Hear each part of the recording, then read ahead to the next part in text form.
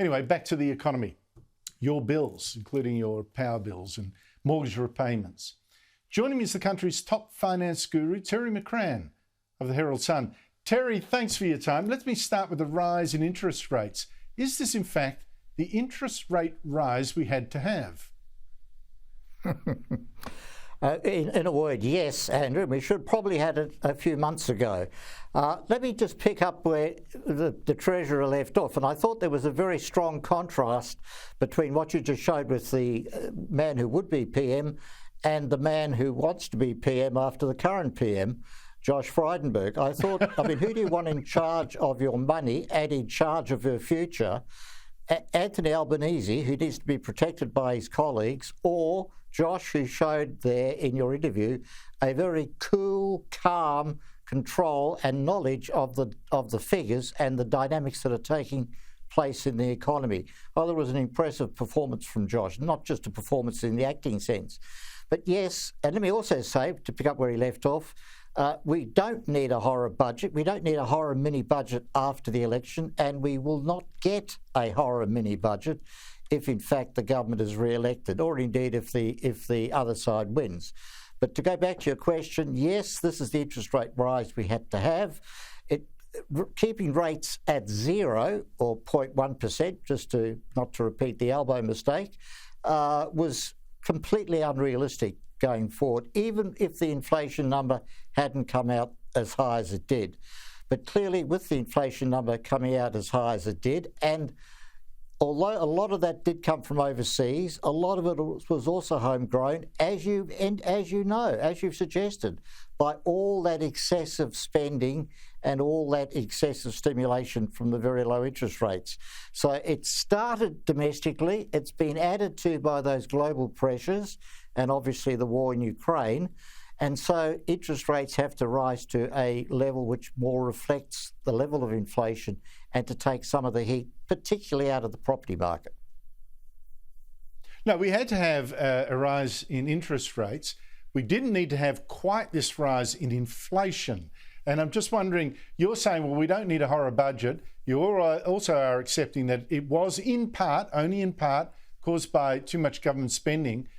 But what is that horse bolted then? I mean, you don't cut spending a little bit now, or at least temper the spending splurge that we're seeing from both sides? Well, I think obviously in an absolute sense you're right, Andrew, that we need to have a government which is focused on controlling spending and not letting it run out of control. But I think you have to understand that everybody panicked back at the beginning of 2020 with the arrival of COVID.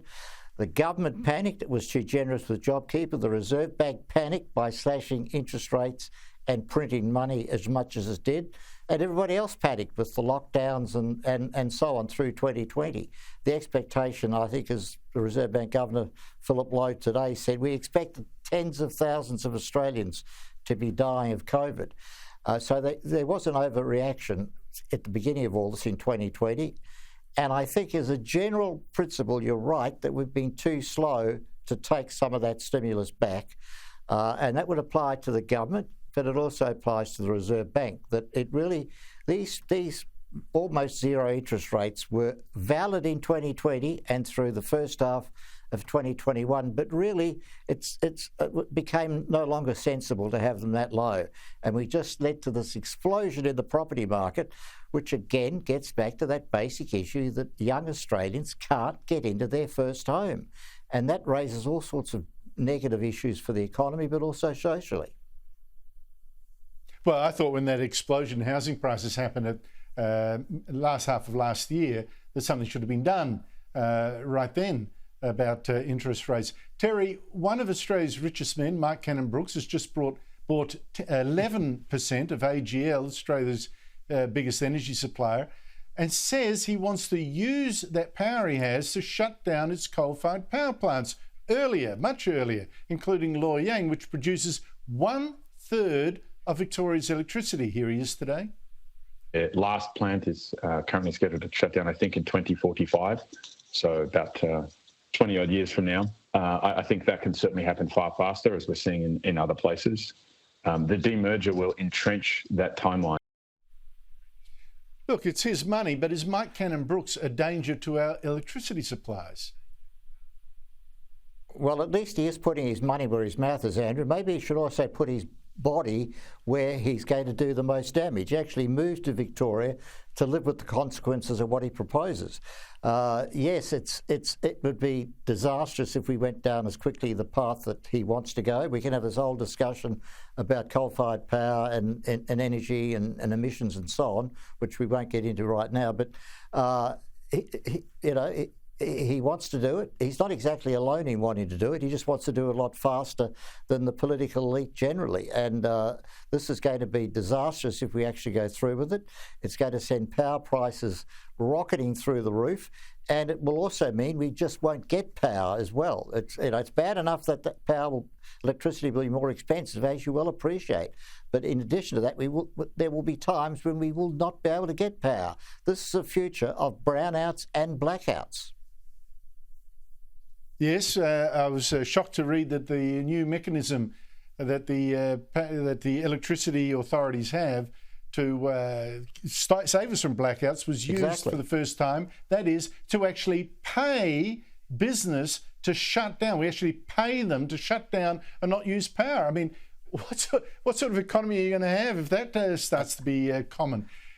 Terry, and this is when we've still got those coal-fired power stations open. We've still got those power stations open. That's exactly correct. And this is happening right now. That's exactly correct. Yep. Terry, sort out another argument for us before you go. Look, I'm sceptical about Labor's big plan to help the poor buy their own house, 10,000 lucky Australians only every year, by paying up to 40% of the purchase price. 40%.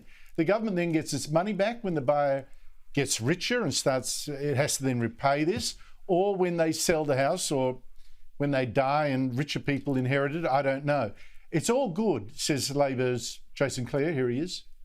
These schemes have been set up in WA and the UK. The taxpayer makes money. So we do two things here. We help people like Lydia and Angela that I talked about before to live in a home that they own rather than renting for the rest of their life. And we make money for taxpayers as well. So, Terry, is this a win-win plan or not? I wouldn't call it a win-win plan, Andrew, but I'm not immediately opposed to it. We do have to do something sensible to help young people get into this housing market, particularly in Melbourne and Sydney. What the government's plan operates, I think that's quite effective in the way it operates. And I think this plan, provided it was modified, took some of the nasties out of it, I think you could work this plan at the margin. It's not going to make a huge difference. It's not going to get tens of thousands of people into homes, but I see that something like this can have a legitimate role. Terry McCrann, there I go. I thought it was a communistic kind of playbook, but I'm going to listen to you. Terry McCrann, thank you so much for your time.